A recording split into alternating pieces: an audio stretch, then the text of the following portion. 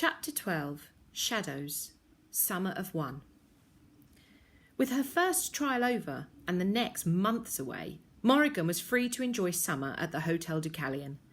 Days of splashing in the sun-drenched jasmine courtyard pool gave way to balmy nights of ballroom dancing lessons, barbecue dinners and long lounging sessions in the smoking parlour, relaxing in vaporous clouds of vanilla smoke, to soothe the senses and bring happy dreams. If occasionally her thoughts drifted back to Crow Manor, if she remembered how grandmother was always slightly nicer in the summer, or wondered whether Ivy had yet had her baby, the thought was always quickly chased away by an invitation to help Charlie groom the horses or to taste test the menu for Frank's next party. Sometimes Dame Chander, who famously had 6 suitors, 1 for each night of the week except Sundays, she explained nonchalantly, would enlist Morrigan's help to choose her outfit for the evening. Together they would dive through the thousands of beautiful gowns, shawls and jewels in the soprano's wardrobe, which was nearly as big as the hotel's lobby, to find the perfect ensemble for dinner and dancing with the man Jupiter had dubbed Monsieur Monday, a stroll in the park with Sir Wednesday of the midweek, or a night at the theatre with the Honourable Lord Thursday. Life at the Deucalion brought fresh curiosities daily, like the time Kedgeree summoned the paranormal services men to remove a pesky ghost that had been walking through walls on the 5th floor. Kedgeree said he didn't mind ghosts, on the whole, as long as they didn't have any annoying habits.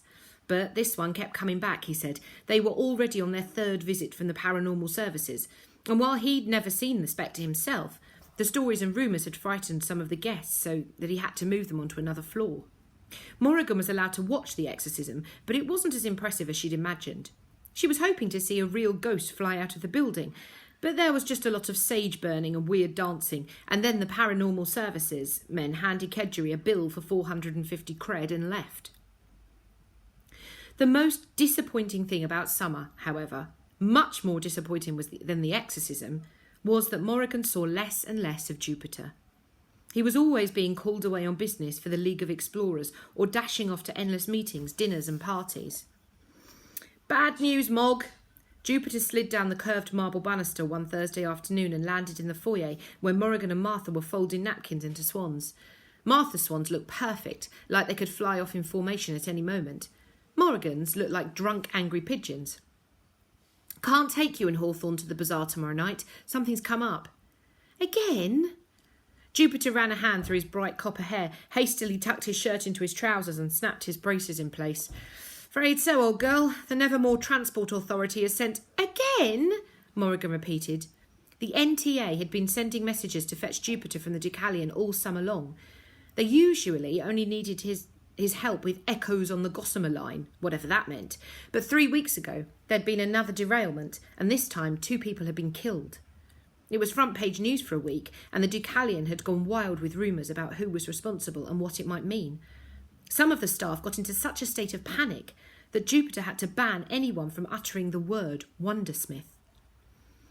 I could take Morrigan, offered Martha. Tomorrow's my night off, and Charlie's taking me, Mr. McAllister and I. Well, he's going to the bazaar and he asked, I thought I might pop along too.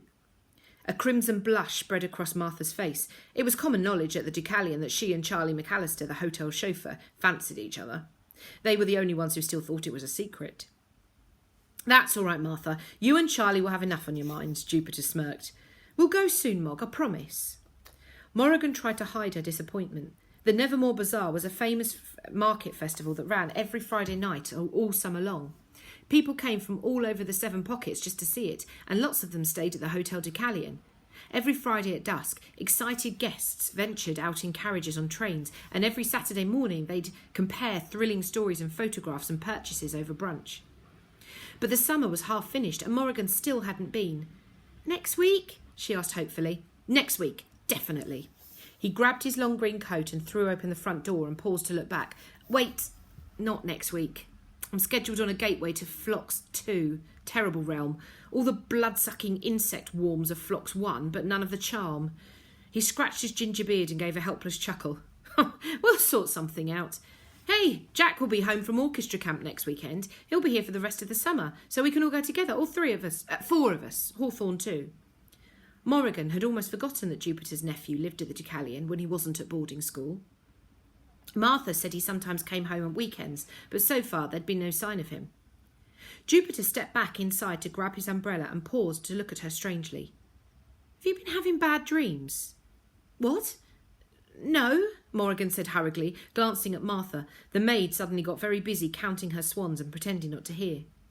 Jupiter waved his hand around Morrigan's head as if brushing away invisible flies. Yes, you have. They're hanging around you. What have you been dreaming about? Nothing, she lied. It's the show trial, isn't it? I told you not to worry about that. I'm not worried about it. Lie.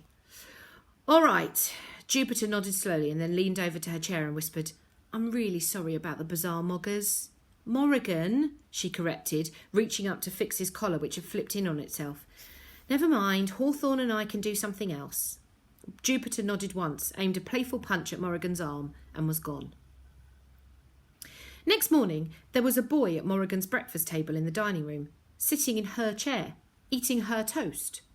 He was taller and older, perhaps 12 or 13, and though his face was mostly hidden behind a copy of Sentinel, the top of his thick black hair was visible over the masthead. Flipping the pages of his newspaper and sipping blood orange juice, he leaned back in his chair as if he owned the place. Morrigan cleared her throat quietly. The boy didn't look up from his newspaper. She waited a moment and then coughed loudly. Go away if you're ill, he commanded. Another page flicked over. A slender brown hand emerged, took a piece of toast and disappeared again behind the newspaper. I'm not, she said, taken aback by his sudden rudeness. Guests aren't allowed down here. Are you lost? He ignored her question. If you don't have anything contagious, you can stay, but don't talk while I'm reading. I know I can stay. She stood straight up, making herself taller. I live here. You're sitting in my chair. At this, the boy finally, slowly, lowered his newspaper to reveal a long face and a look of extreme displeasure. One eyebrow arched smoothly, and his mouth curled into a scowl as he looked Morrigan up and down. Being accustomed to this reaction when meeting new people, Morrigan was less surprised by his disdain than the black leather patch covering his eye. She instantly recognised him from the school photo in Jupiter's study. John Arjuna Koropati. So this was Jack. He folded the newspaper and placed it in his lap. Your chair. You've lived here all of 5 minutes and you've claimed the furniture. I've lived here 5 years. This happens to be where I eat my breakfast. You're Jupiter's nephew. You're his candidate. He told you about me? Obviously. He snapped open the newspaper and buried his face in it again. I thought you weren't coming home until next weekend. You were misinformed. Jupiter's away on flocks too. I am aware of that. How come you're early? He sighed heavily and the newspaper dropped. Uncle Jove wouldn't tell me what your knack is. I can only guess you have the gift of annoying people while they're trying to read. Morrigan sat across from him. You go to that grey pants school for clever boys, don't you? Gray's Mark School for Bright Young Men, he snapped. Morrigan smirked. She knew the real name. What's it like? Just dandy. How come you're not in the Wanderer Society like Jupiter? Did you try out? No. Jack folded his paper again, shoved a piece of toast in his mouth and snatched his half-full teacup from the table before stomping out of the dining room and up the stairs. Morrigan wondered where his bedroom was and what it looked like and where his parents lived and what happened to his eye and how come he didn't try out for the society and how she was going to make it through a half-summer of his not very delightful company. As she reclaimed her favourite chair and a piece of toast, she made a mental note to wake up earlier tomorrow and get there before Jack did. Someone probably gouged it out with a hot fire poker, said Hawthorne that night as he and Morrigan dragged the board game chest into the smoking parlour. Rose smoke tonight, hazy and pink, to encourage sweetness of temper. Or stabbed it with a letter opener, or put flesh-eating insects under his eyelid and they ate it all up, something like that. Ugh, Morrigan shuddered. Who would do that? Someone with reason not to like him, said Hawthorne. So it could be anyone he's ever met. Hawthorne grinned and then, surveying the contents of the chest with a look of dismay, he asked, We're not actually doing this, are we? We are, said Morrigan, pulling out a colourful box. She was determined to have a good night so that when he asked she could honestly tell Jupiter it didn't matter in the slightest that he'd cancelled their promised trip to the Nevermoor Bazaar for the 5th week running. Not in the slightest. Happy housewives. Oh, come on. I haven't played this since I was 10. Morrigan ignored Hawthorne and began setting up the pieces. I'll be Mrs. Fuddledump, the kindly grandmother. You can be Miss Fierceface, the unsatisfied career woman. Not terribly modern, is it?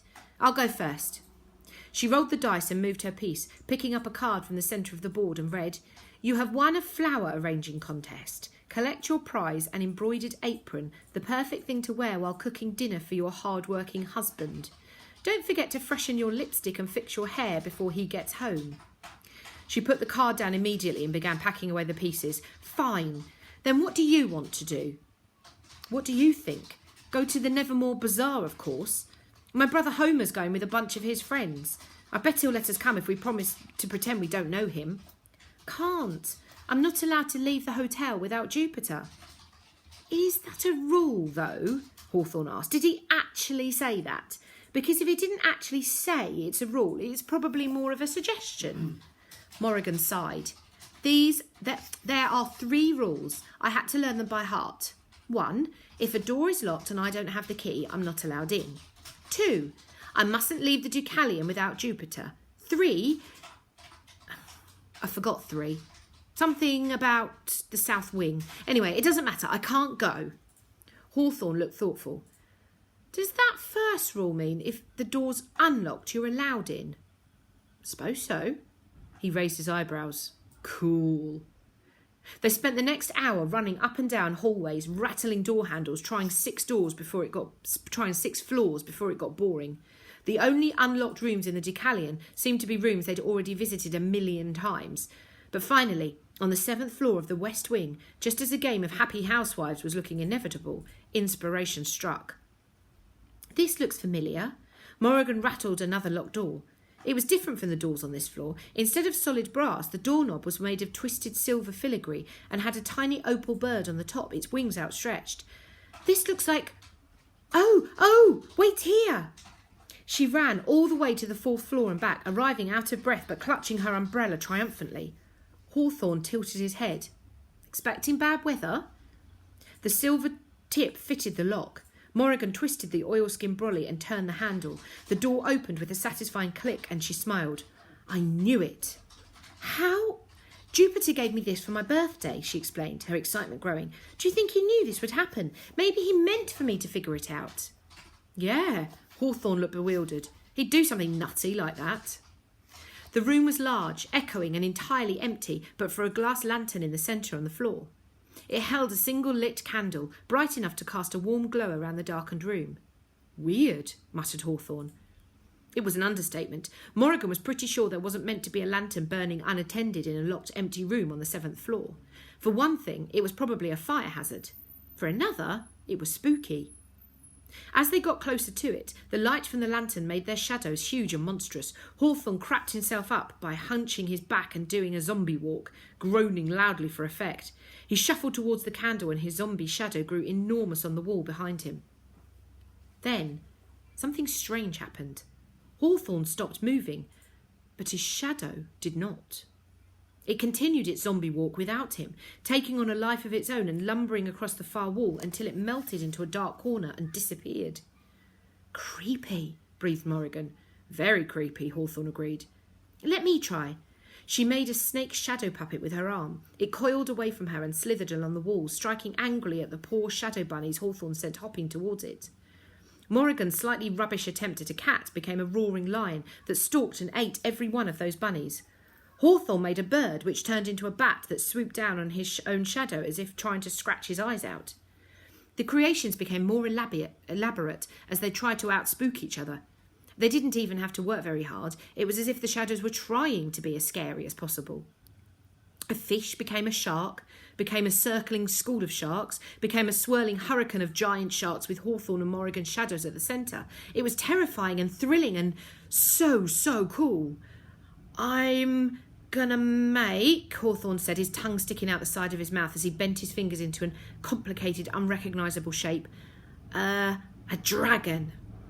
And suddenly his blobby shadow became a great reptilian beast. It loomed large on the wall, its black wings beating monstrously as it took flight. It soared and swooped around their heads and shot shadowy black flames from between its terrifying jaws. Hawthorne made a shadow horse, and the dragon burnt it to a crisp and gobbled it down in 3 sickening bites. Morrigan and Hawthorne screamed as they watched it dive down and pick up Hawthorne's shadow in its talons, flying into the distance, while Shadow Hawthorne's black limbs flailed. Their screams turned to laughter. "I think I just won," said Hawthorne with a smug grin. "Firstly, it's not a competition," said Morrigan, "and secondly, I'm going to win." They sat on the floor with the lantern between them, and Morrigan flexed her fingers. If Hawthorne thought he could outscare Jackalfax's scariest citizen, he had another thing coming. "Let me tell you a story." She twisted her hands into something that looked roughly like a person. "Once upon a time, a little boy was walking alone in the woods." She made some tall, waving trees, and the shadow boy walked obediently among them. His mother always told him not to walk in the woods alone. There was a witch who lived there, and her favourite thing to eat was chopped up little boys on toast. But the boy didn't listen because he liked to pick the berries that grew in the forest. Morrigan hunched over into what she thought was a suitably witch-like shape, her fingers bent into claws. Her shadow did the rest, transforming into a spooky old woman, complete with a hooked, warty nose and pointed hat. The shadow witch stalked the boy through the trees. He thought he knew the forest, but he got lost and couldn't find his way out. He walked for hours and hours. Night fell, and the forest grew dark. Morrigan made an owl that suddenly took flight, shaking the branches of a tree. The shadow boy looked over his shoulder and shivered, and so did Hawthorne. Suddenly he heard a croaky old voice from behind him. "Who's that walking in my woods?" called the witch. "Who's been picking my berries?" The boy tried to run, but the witch plucked him by the scruff of his neck and carried him home to her chopping board, cackling all the way. Morrigan was particularly proud of her witchy cackle. As she lifted her knife high in the air, a howl pierced the night. Morrigan made a dog shadow puppet, which turned into a wolf and then a pack of wolves. They circled the witch and the boy, growling viciously. She hadn't meant to make so many of them, but the shadows had ideas of their own. They were too good at this. Morrigan needed to take control before the story got away from her. "Finally," she said, grasping for a hasty ending, the boy heard his mother calling for him from the distance. She came riding to his rescue on their trusty old horse, Sergeant Klopp, and the boy cheered as she saw them galloping over the hill." Morrigan's shadow puppet horse did indeed gallop towards the boy, the witch, and the wolves. But there was no heroic mother on its back, coming to save the day. There was no mother at all. Only a towering skeletal man holding a long black rifle. "I didn't make that," whispered Morrigan, cold fear rising up in her throat.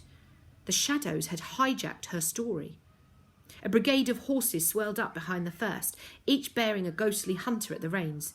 The shadow witch and the shadow boy faded into darkness, and the wolves loomed larger and larger as they surrounded Morrigan and Hawthorne. Morrigan screamed. She ran for the door with Hawthorne close behind, and only when they emerged in the bright light of the hallway did Morrigan realise they weren't being chased. "What's wrong?" said Hawthorne. "That was getting good." She shook her head, trembling. "That wasn't meant to happen. The hunt of Smoke and Shadow wasn't meant to be in the story." "The hunt of what?" Morrigan took a shaky breath and told Hawthorne the story of her 11th birthday. Once she started, it all came tumbling out, about Eventide Curse and how she was meant to die, but then Jupiter came and they were chased by the hunt of Smoke and Shadow and went through the clock, and that was how she ended up at the Hotel Deucalion, and how she really, really didn't have a knack, or even a clue what she was doing here. She even told him the most painful, scary part, about Inspector Flintlock, and how if she didn't get into the society, she'd be forced to leave Nevermoor to face the hunt again. Hawthorne stayed quiet until she'd finished, and for a little while afterwards, he looked dazed. Morrigan watched him, biting her lip, worried she'd said too much. Perhaps she should have left out the bit about coming from the Republic and being in Nevermoor illegally, and the bit about the curse, and all the other bits. "No offence," he said finally, "but that story's way better than the one you made up." The air left Morrigan's lungs in a low whoosh. It was typical of Hawthorne to take the strangeness out of her life in his stride, but she was deeply relieved nonetheless. "Hawthorne, you have to keep it secret," Morrigan said. "I wasn't supposed to tell. If anyone finds out, if Inspector Flintlock—" Hawthorne held out his little finger. "Morrigan Crow," he said solemnly, "I pinky promise to keep your secret and not tell another soul. Morrigan raised an eyebrow. You pinky what? Pinky promise. He pushed his little finger closer to her face. I've never broken a pinky promise in my life. Never. She hooked her pinky in his and they nodded. Now, he said, frowning, please tell me that bit about getting chased through the clock by hunters with guns while driving a giant spider again. But she didn't get the chance, because suddenly Morrigan noticed two things. One, they'd left the door to the creepy room of creepiness open. Two, one of her shadow wolves had escaped and was stalking down the hallway. Maybe it faded away, Hawthorne moaned as they searched the kitchens for the third time. They'd looked all over the hotel, but the shadow wolf eluded them. All the others did. But what if it didn't? What if it comes across a guest? They'll be scared to death. The family will sue the Deucalion and Jupiter will kill me. We have to find it before someone sees it. Morrigan didn't know how she was going to get rid of the wolf if she ever did catch it, but she couldn't think about that now. Before someone sees what? It was the last voice she wanted to hear. Jack stood in a corner of the kitchen pouring a glass of milk. Nothing, she said quickly. None of your business. He rolled his good eye. If there's something wandering about scaring people to death, it is my business. I don't want to stumble over any dead bodies on my way to bed. What is it? You wouldn't believe it. Try me. They told him. Jack listened with increasing annoyance. For goodness sake, if you're going to leave a pack of killer wolves in the Hall of Shadows, at least shut the blooming door behind you. It's locked for a reason. How did you even get in? I realise that. Forget it. Jack held up a hand to stop her. Don't make me your accomplice. Jupiter's going to be furious. As much as Morrigan didn't want to admit it, it was a stroke of good luck that Jack was there, because he knew an awful lot more about the hotel than she did. He led them to a maintenance closet and pulled out 3 battery-powered torches. Right, we're going to have to split up. I'll take the east wing. You, he pointed at Hawthorne, take the west wing, and Morrigan, you take the north wing. If you find the wolf, shine your torch directly on it at the highest setting. Don't let it get away. Keep shining the light until it fades. It won't be in places like hallways and kitchens. It'll be someplace darker with other shadows to hide in. If you corner it in a room, you can get to a light switch. Flick it on and flood the room with light. If not, your torch should do the job. Now, this is important. Do not stop searching until you find it, even if it takes all night. Morrigan didn't like the idea of splitting up. The last thing she felt like doing was wandering around the dark looking for a giant ravenous shadow wolf on her own. But what could she do? It was her fault the thing was out there. She had to find it. The north wing was surprisingly dark. She crept down black stairwells through unlocked rooms, unsure whether a shadow could hear her coming, but willing to take the risk. It was hard to know where to look in the dark. How do you find a shadow in the shadows? After what seemed like hours of searching, Morrigan was ready to give up when she heard the sound from a moonlit balcony on the 5th floor drawing room. Somebody was out there, looking up at the sky and singing quietly. The sound drifted inside, and though Morrigan couldn't quite make out the words, she recognised the melody and the man.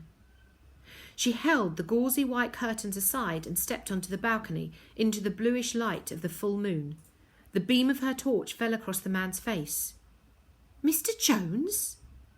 He was jolted out of his reverie. Miss Crowe? Well, hello again. Another visit, Morrigan observed. You must come to Nevermoor a lot. Yes, I have business here on occasion, and I like to visit friends.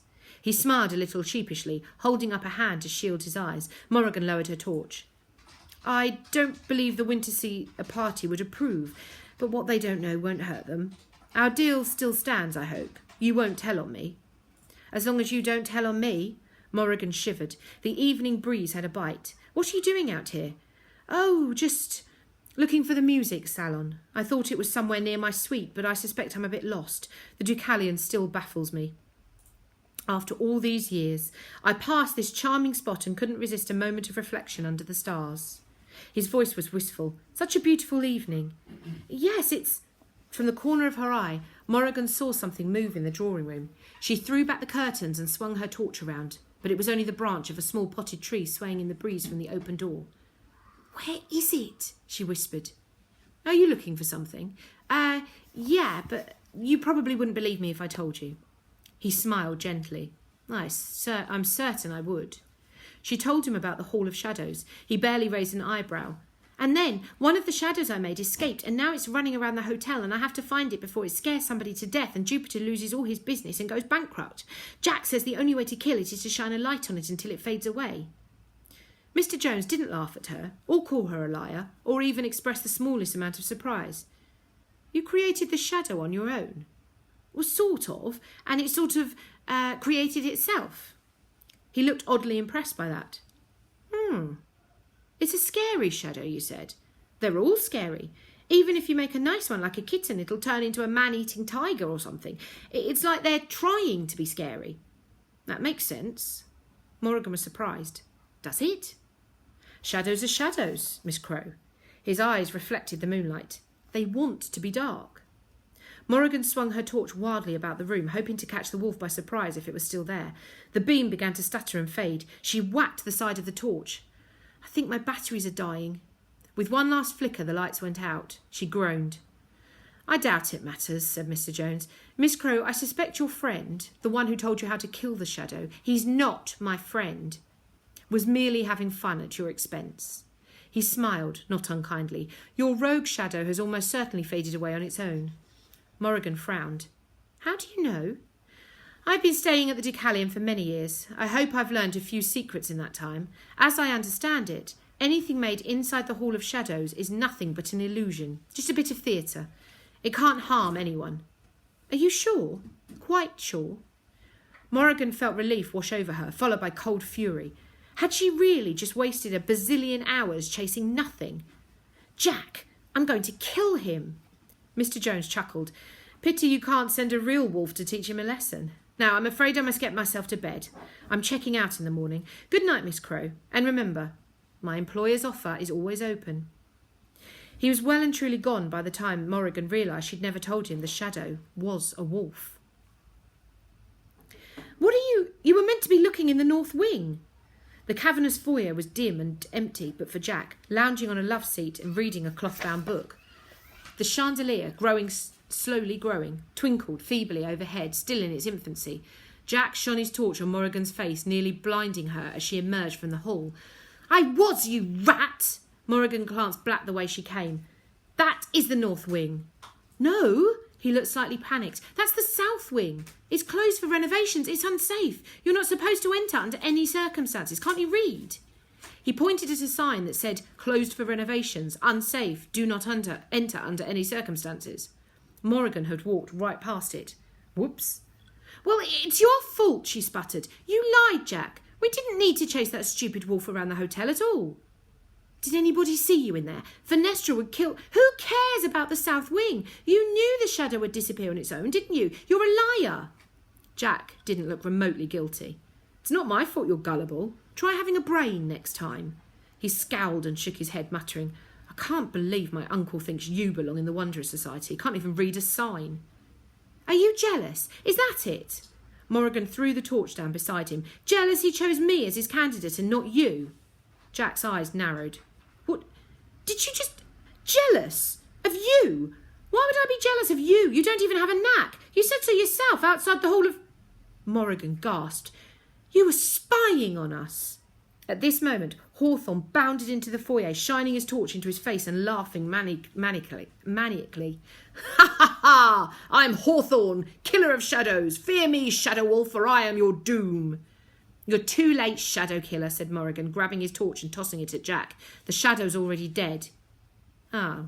Hawthorne's shoulders slumped. But I've just made up a victory song for when I vanquish it. I was going to teach you the dance bit. Morrigan led him to the gold and glass elevator, speaking loudly enough for her voice to echo in the foyer. Maybe you can rewrite the words to be about Jupiter's weasel of a nephew who spies on people and tells lies and makes everyone hate him. Or about Jupiter's talentless candidate who's too stupid to know how shadows work and runs around a hotel making an idiot of herself, called Jack, settling back into the love seat with his book. Morrigan jabbed the button on her floor, still seething. Hawthorne hummed, turning to her as the doors closed.